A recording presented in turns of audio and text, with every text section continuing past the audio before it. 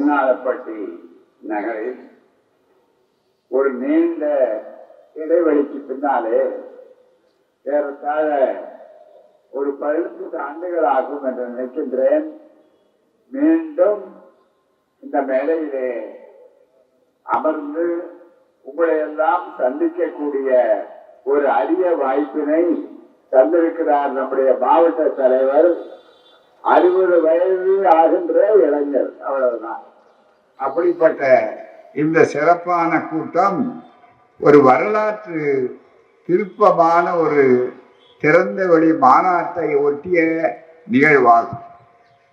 அப்படிப்பட்ட இந்த திறந்தவெளி மாநாடு என்பது மிகப்பெரிய அளவிலே சிறப்பாக, இந்த தலைப்பே ரொம்ப வித்தியாசமான ஒரு தலைப்பு.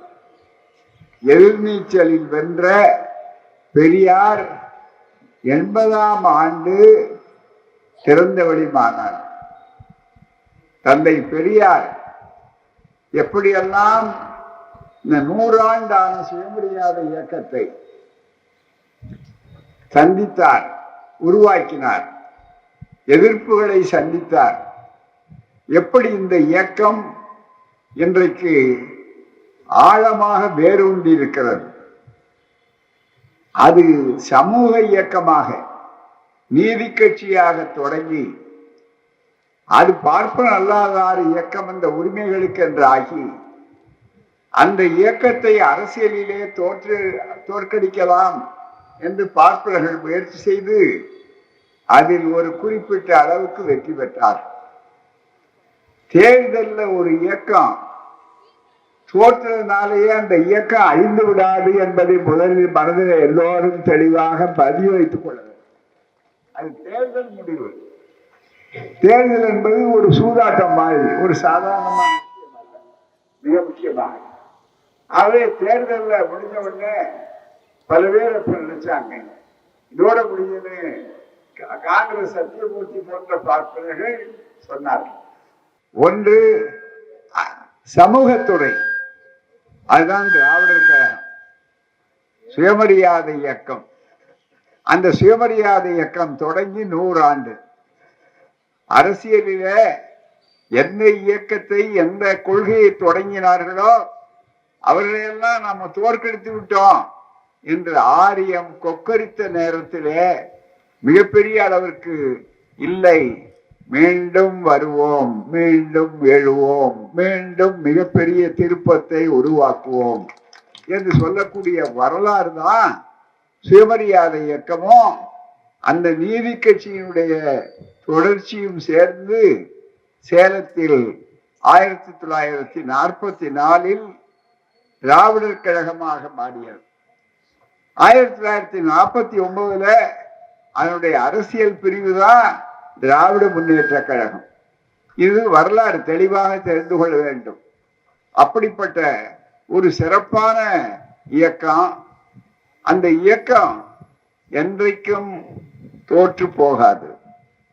அவர்கள் நினைக்கிற மாதிரி திராவிடத்தை எல்லாம் நம்ம மாத்திட்டோம், இனிமே திராவிடமே இருக்காது அப்படின்னு நினைக்கிற பைத்தியக்காரர்களுக்கு தெளிவாக உணரக்கூடிய ஒரு உதாரணமாகத்தான் இந்த மாநாடு நடைமுறை சாத்தியம், வரலாற்றின் சுவடுகளை எடுத்து காட்டக்கூடிய ஒரு தெளிவுபடுத்த வேண்டும் என்பதற்காகத்தான் இயக்கம் சாதாரண மலர் பாதையிலே வந்தது அல்ல, அல்லது வேறு எங்கோ மிட்டாமிராசுகள், பணக்காரர்கள், ஜமீன்தார்கள் கட்சி என்றெல்லாம் வர்ணிக்கப்பட்டது மாற்றப்பட்டு மக்கள் இயக்கமாக கட்டப்பட்ட அந்த நிலையிலேதான் எப்படிப்பட்ட எதிர்ப்புகளை சந்தித்தது என்பதை நினைவூட்ட வேண்டும் இன்றைய அரசியல்வாதிகளுக்கும் சரி, இன்றைய இளைய தலைமுறைக்கும் சரி.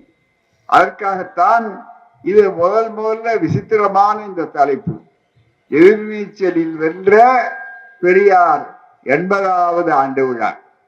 எப்போதும் எதிர்நீச்சல் தான் எங்களுக்கு வழமையானது. அவர் சொல்லுவார், நாங்க ஆதாரத்தோடு பேசக்கூடியவர்கள், யாரையும் அவதூறு செய்யக்கூடியவர்கள் அல்ல, யாருக்கும் விருப்பு என்பதை வைத்துக் கொண்டு பேசக்கூடியவர்கள் அல்ல.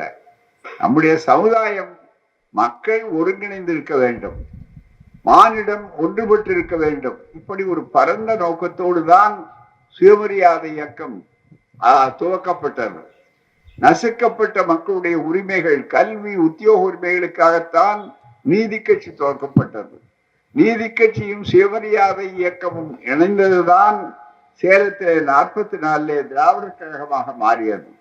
திராவிடர் கழகம் சமூகத்தில் இருக்கிற செயல்களை, இந்த கொள்கைகளை அரசியலிலே சட்ட வடிவங்கள் கொண்டு வர வேண்டும் என்பதற்காக பிறந்ததுதான் திராவிட முன்னேற்ற கழகம். எனவேதான் இரட்டை குழல் துப்பாக்கி என்று அண்ணா அவர் சொன்னார்கள். இந்த இரட்டை குழலும் எப்பவும் இரட்டை குழலாவே இருக்கும். அதுதான் மிக முக்கியமானது. சில நேரங்கள்ல இது ரயில் சிநேகம் மாதிரி அல்ல, இது தாய் பிள்ளை உறவு. தாயும் பிள்ளை என்றைக்கும் பிரிய மாட்டார்கள். தாய் பிள்ளை எந்த வீட்டுல இருந்தாலும் தாய் வீடு என்னைக்கு சொந்தமானது. தாயும் பிள்ளையும் அப்படி இருப்பார்கள். வரவுக்காரர்கள் இருக்காங்க, அழைப்புதலை வாங்கி கொண்டு வர்றவர்கள் வருவார்கள் போவார்கள். எனவே வருகிறவர்கள் வருவார்கள், போகிறவர்கள் போய் கொண்டிருப்பார்கள். அதை பற்றி கவலைப்பட வேண்டிய அவசியமே இல்லை. வருகிறவர்கள் எல்லாம் நிரந்தரமா இருந்தா நமக்கு தொல்லை. அதுதான் மிக முக்கியம். இப்ப அது மிக முக்கியமா இருக்கக்கூடிய அளவிற்கு இன்றைக்கு ஒரு பெரிய வாய்ப்பு இருக்கு. எதிர்ப்பு, அந்த எதிர்ப்பை கண்டு கொஞ்சம் கூட பயப்படாமல் எப்படி எதிர்நீச்சல் அடித்து வந்த இயக்கம் என்பதற்கு சின்னாளப்பட்டி ஒரு அருமையான எடுத்துக்காட்டு. ஆகவேதான் இந்த ஊருக்கு முதல்ல இந்த கூட்டத்தை போட வேண்டும் என்று சொன்ன போது வந்திருக்கிறோம். சின்னாளப்பட்டி சுயமரியாதை சோழர்கள் அருமையான ஒரு படம், பழைய படம். எனக்கு பல தோழர்கள் நேரா தெரியும். அன்றைக்கு அவருடைய வாரிசுகள் எல்லாம், குடும்ப வாரிசுகள் யார் இருக்காங்களோ அவங்களெல்லாம் சந்திச்சு அவங்களுக்கு ஒரு சிறப்பு செய்திருக்கு பாருங்க. இந்த கூட்டத்தினுடைய தனித்தன்மை அவங்களுக்கு இப்பதான். ஆகவே இங்க வரும்போது ஏதோ ஒரு பேச்சாளர், ஏதோ ஒரு கூட்டம், ஏதோ பேசிவிட்டு போகிறோம் இல்ல, எங்கள் உறவுகளை புதுப்பித்துக் கொள்ளுகிறோம் என்று அர்த்தம். அதுதான் மிக முக்கியம். எங்கள் கொள்கை உறவுகள். இரத்த உறவு என்பது ஒரு உறவு, கொள்கை உறவு என்பது அதை விட வலிமையானது. அதுதான் மிக முக்கியம். இப்ப இங்க உட்கார்ந்து இருக்கிறோம், மேடையிலும் சரி எதிலும் சரி, யாருக்காவது ஜாதி என்னன்னு தெரியுமா? யாருக்காவது எங்களுக்கு என்னன்னு தெரியுமா? தெரியாது. ஆனால் ஒரு கருப்பு சட்டை இன்னொரு கருப்பு சட்டைக்காரனை பார்க்கும் போது ஏற்படுகிற பாசம் இருக்கிறத கட்டுப்பாடு. அதுவும் கருப்பு சட்டைன்னு சொல்லும் போது இப்ப எச்சரிக்கையா சொல்லணும். ஏன்னு கேட்டா எல்லாரும் கருப்பு சட்டை வச்சிருக்காங்க. இப்ப மிகப்பெரிய ஒரு காலத்துல கருப்பு சட்டையை போடுறதுக்கே பயந்த காலம் மாறி இன்னைக்கு கருப்பு சட்டை எல்லாரும் போடக்கூடிய அளவில் வந்ததுனால சொல்றேன், இது சீசனல் கருப்பு சட்டை அல்ல, நிரந்தரமான கருப்பு சட்டை. மிகப்பெரிய அளவுக்கு எதிர்காலத்தில் அடிக்கக்கூடிய ஒரு வாய்ப்பு.